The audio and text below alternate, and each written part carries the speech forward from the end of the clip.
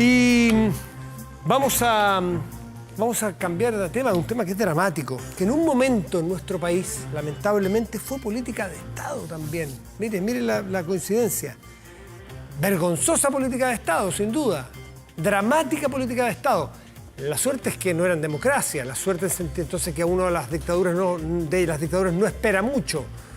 Violan los derechos humanos, saquean. De una democracia uno espera una cosa distinta. Y en un momento fue política de Estado la violación de los derechos humanos. ¿Sí? Estaba el organigrama, organismos que violaban los derechos humanos.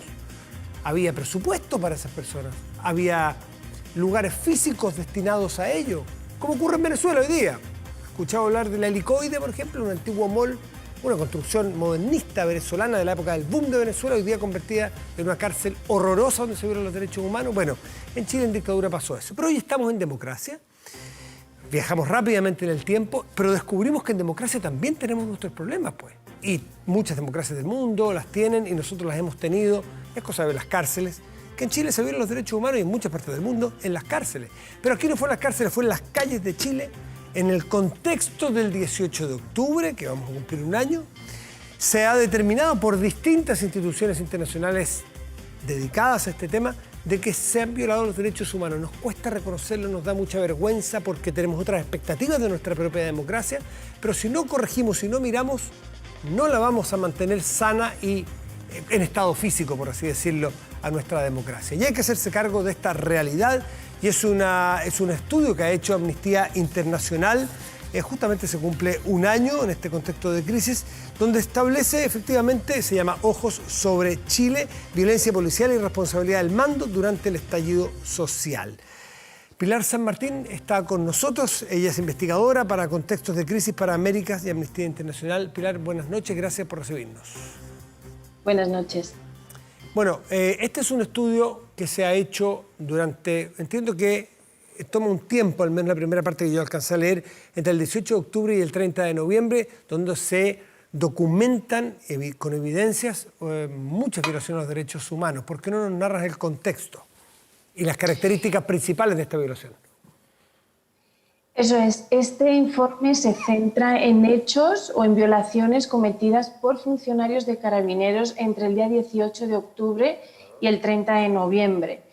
En primer lugar, nos centramos en la institución de Carabineros y dejamos a un lado por el momento el análisis de las responsabilidades de las Fuerzas Armadas, porque sentíamos que, debido a que consideramos que las violaciones de derechos humanos, en concreto la violación del derecho a la integridad personal, habría sido generalizada, consideramos que si la institución encargada de forma permanente de proteger, de garantizar el orden público, actúa de esta manera en situación de disturbios, es necesario, se hace necesario un abordaje mucho más profundo, de tal manera que pudiéramos analizar no solo las responsabilidades de aquellos funcionarios que en el terreno violaron directamente derechos humanos a través del disparo de escopetas, lanzagranadas, etcétera, sino también la responsabilidad de aquellos mandos que toleraron que dichos actos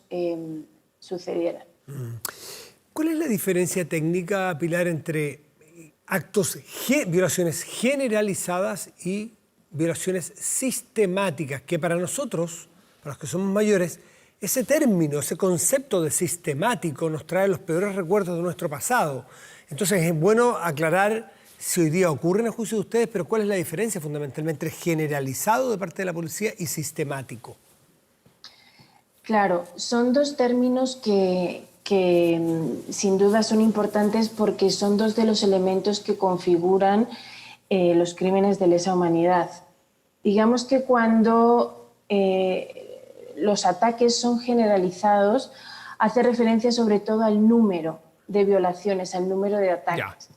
Cuando se habla de violaciones o de ataques sistemáticos, se hace referencia más bien a una política de Estado, al hecho de que el Estado pone, por ejemplo, recursos, instituciones y todo un aparataje dedicado a delinquir. ¿Qué es lo que yo mencionaba de nuestra dictadura? Y me imagino que en la dictadura en tu país y en todos los países del mundo donde hay dictadura ocurre eso, que hay una institución dedicada insólitamente, es absurdo, pero es verdad, dedicada a eso, así como hay un departamento dedicado al deporte, hay otro dedicado a la salud y otro dedicado a la violación de los derechos humanos. Eso no ocurre en este país en democracia. Eso es lo que yo creo, al menos. Dime tú, ¿qué constatan ustedes?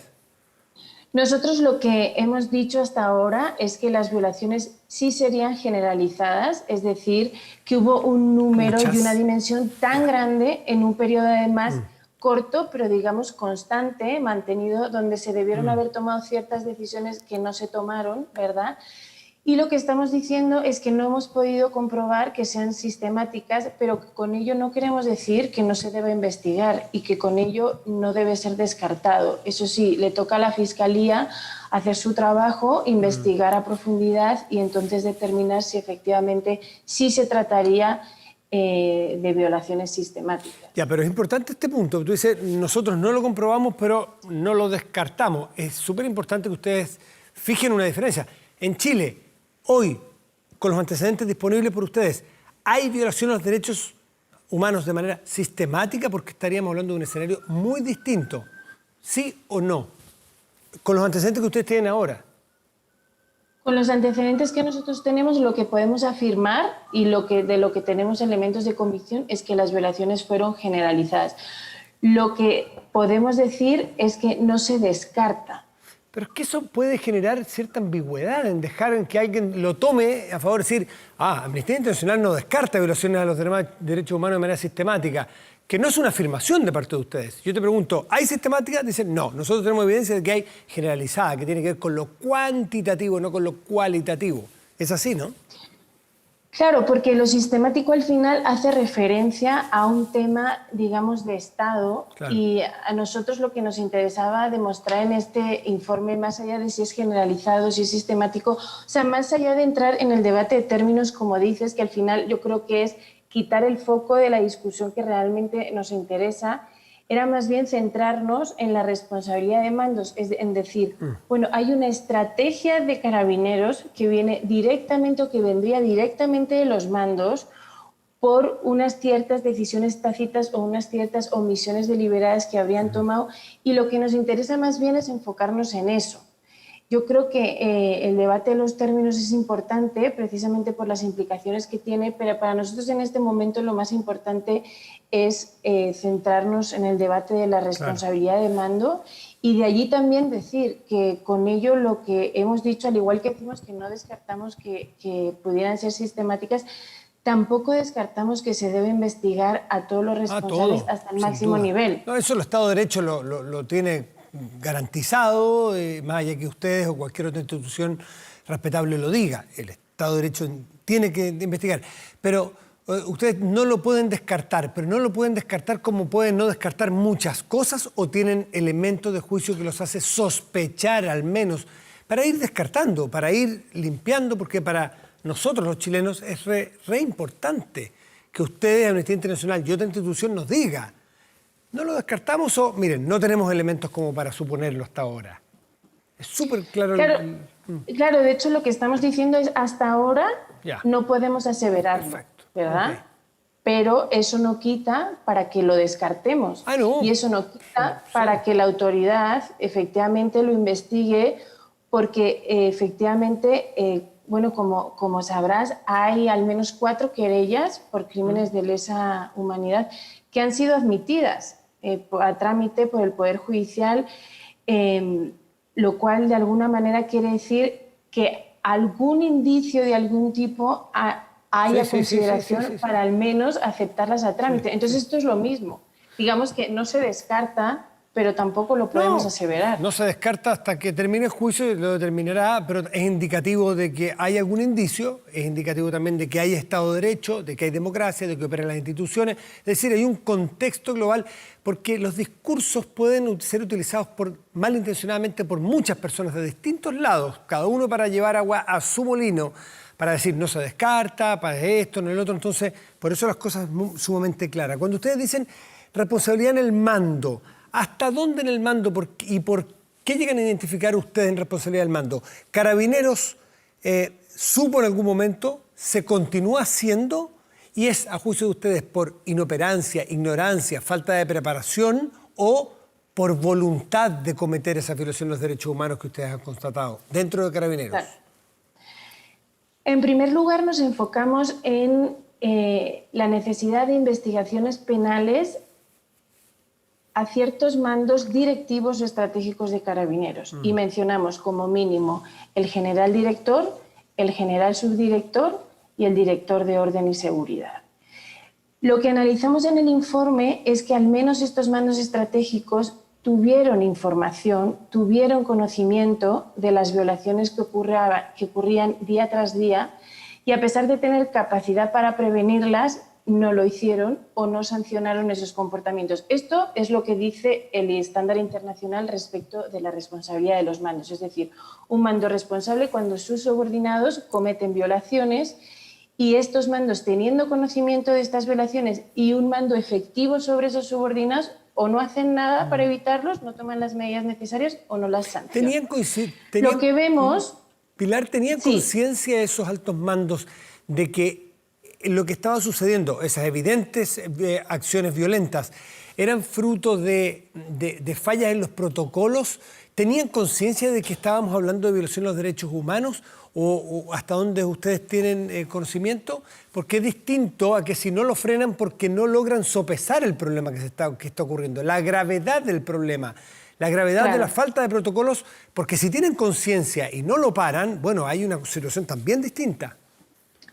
Claro, y por eso en derecho distinguimos entre lo que es responsabilidad por negligencia y lo que es responsabilidad por dolo. Es decir, o porque directamente la intención era esa, o porque a pesar de que el resultado, de que sabías que el resultado iba a ser ese, no hiciste nada. Lo voy a poner con un ejemplo muy sencillo. Por ejemplo, con el tema de la munición disparada con escopetas. Los mandos estratégicos tenían conocimiento de las lesiones que día tras día funcionarios de Carabineros infligían a la población. Esto a través, por ejemplo, de las querellas que les llegaban a través del INDH, pero sobre todo a través de departamentos internos. Y pongo de nuevo un ejemplo, el Departamento de Operaciones Policiales OS1, que depende de la Dirección de Orden y Seguridad, cada día hace informes donde, entre otra información, se informa sobre las personas lesionadas, el tipo de lesiones, y en estos informes a los que nosotros tuvimos acceso aparece un listado de las personas lesionadas del tipo de lesión, ¿verdad? Eso por un lado. Por otro de los elementos que se requiere para el tema de la responsabilidad de mando a nivel internacional, que estos mandos tengan un control efectivo. Es decir, si son mandos pero no controlan efectivamente a sus subordinados, tampoco se les puede imputar responsabilidad. Lo que nosotros decimos es que, Carabineros es sumamente jerárquico, de hecho tiene naturaleza militar, y en las operaciones que se analizan en el informe se demuestra cómo esta jerarquía se mantiene. Es decir, los mandos estratégicos sí tenían un poder efectivo bajo sus subordinados, pero además, y lo más importante, es que estos mandos estratégicos tenían la competencia institucional sobre qué tipo de munición se utilizaba. Dicho esto, iré al tercer elemento. A pesar de tener conocimiento, a pesar de tener la competencia y el mando efectivo, no tomaron medidas ni para prevenir las violaciones ni para sancionar. Pilar San Martín. En el tema de las escopetas, pongo de nuevo un ejemplo. No sancionaron, digamos que las sanciones fueron muy reducidas. Únicamente se han dado de baja a 16 oficiales, lo cual significa que estos oficiales que podrían haber cometido violaciones de derechos humanos siguieron día con día. Y, por ejemplo, el uso de la munición se rescindió tras un mes, y cuando el número de, por ejemplo, traumaoculares ya eran 250. Pilar San Martín, ¿hasta dónde ustedes pueden trazar la responsabilidad o el conocimiento de lo que estaba ocurriendo? Ya me dices tú, dentro de Carabineros. Me gustaría saber si excede la institución policial el conocimiento, por ejemplo, para determinar eventuales responsabilidades políticas. Y te lo pregunto, por ejemplo, si es que ustedes pretenden llevar y hacerse cargo en un juicio internacional en caso de derechos humanos contra autoridades políticas chilenas. Lo que nosotros estamos diciendo es que, si bien tenemos elementos de convicción sobre estos mandos estratégicos de Carabineros y la necesidad de que se investiguen, lo que decimos es que es difícil pensar que una institución como Carabineros hubiera operado tantos días de la forma que lo hizo, violando los derechos humanos de las personas manifestantes. Es difícil pensar que esto podría haber pasado si el Ejecutivo hubiera ejercido un control efectivo, como es su obligación, sobre la institución de Carabineros. Lo que queremos decir es, bueno, en este informe en concreto no analizamos esa responsabilidad tan exhaustivamente como de la parte de Carabineros, pero igual le estamos pidiendo a la Fiscalía y, bueno, y al resto de poderes del Estado que se tienen que deslindar responsabilidades políticas, administrativas e incluso penales. Porque lo que el derecho internacional establece es que cualquier mando puede ser responsable cuando tenía la capacidad de prevenir esas violaciones y no lo hizo teniendo conocimiento. Según la experiencia que tiene Amnistía Internacional en estas materias por tanto tiempo, ¿logran ustedes determinar dificultades en la... A ver, por ejemplo, que haya un aparato, un determinado régimen que sistemáticamente viola los derechos humanos? ¿Cabe la posibilidad en una democracia como esta, que dado el estallido social tan repentino, tan violento, tan profundo, tan completo, ¿no es cierto?, que sacudió muchos pilares de nuestra institucionalidad en general, que pueda darse este descontrol de las policías en la falta de los protocolos y que haya errores, que puede ser responsabilidad, pero uno puede comprenderlo, de la autoridad civil que no logra los primeros días o los primeros meses controlar, ordenar y hacer cumplir la ley? Es decir, ¿ustedes han visto esta experiencia en otras partes del mundo? No algo que se planifica, sino que viene de un día para otro y se te viene literalmente un chaparrón encima completo, y pueden suceder estas cosas que no se justifican, pero uno podría comprender por qué sucedieron. Claro, y de hecho has mencionado una cosa que es bien interesante y que es la razón por la que nosotros pensamos que los mandos no ejercieron un control adecuado. Una mujer o un hombre medio, o digamos que un mando no normal en cualquier parte del mundo, ante una situación como la que sobrevino, que fue de unas magnitudes, digamos que fue de una dimensión nunca antes vista, ¿no?, en tiempos de democracia. E inesperadas. E inesperada, efectivamente, uno puede entender que cualquier policía del mundo pueda tener un cierto tiempo de ajuste, ¿verdad? Es decir, que puedas tener unos ciertos días, un día, 2 días, en el que puedes tener unos ajustes donde ves que tu policía o que los protocolos o que la munición o que las órdenes no están siendo efectivas y los modificas inmediatamente. El problema es que en Chile no vimos eso. El problema es que en Chile vimos que día tras día fallaba la munición utilizada, que se debería haber prohibido, fallaba el protocolo, que era inadecuado, las órdenes que día con día se repitieron prácticamente iguales, tuvimos acceso a las órdenes emitidas radialmente y a las órdenes escritas, eran vagas, imprecisas, reiterativas día con día. No se sancionaban, se podría haber dado de baja inmediata a aquellos funcionarios de los que tuvieron evidencia, digamos, suficiente para hacerlo inmediatamente, no se hizo.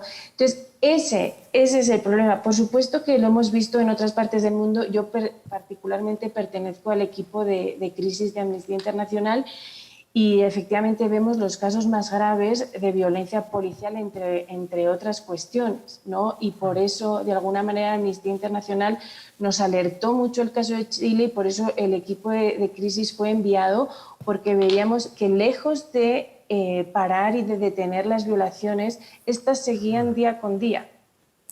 Dime, Pilar San Martín, ¿qué sucedió, dado que ustedes estuvieron en terreno investigando tan profundamente con esas denuncias de centros de tortura? Por ejemplo, uno que supuestamente había en Plaza Italia, ahí en el subsuelo de Plaza Italia, en uno de los accesos a metro, que quedó como una, ¿cómo decirlo? Algunos dirán que fake news, otros dirán que es un mito, otros dirán que fue verdad y que fue desmantelado. ¿A qué evidencia llegaron ustedes? ¿Hubo centros de tortura en Chile en los primeros días?